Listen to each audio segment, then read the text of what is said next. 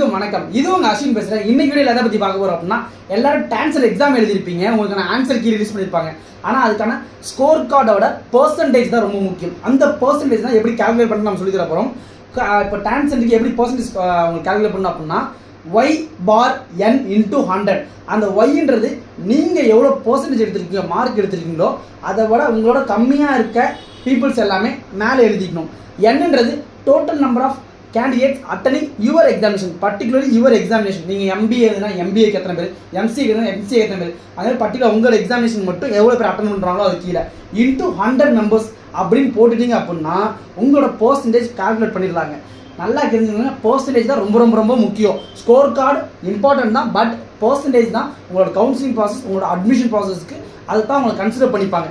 மற்றபடி உங்களுக்கு பெர்சன்டேஜ் எப்படி ஸ்கோர் பண்ண என்ன எப்படி கால்குலேட் பண்ணணும்னு தெரியாமல் இருந்துச்சுன்னா உங்கள் என்னோட டீட்டெயில்ஸ் வாட்ஸ்அப் பண்ணுங்கள். நீங்கள் எவ்வளோ பெர்சன்டேஜ் சொல்லிட்டு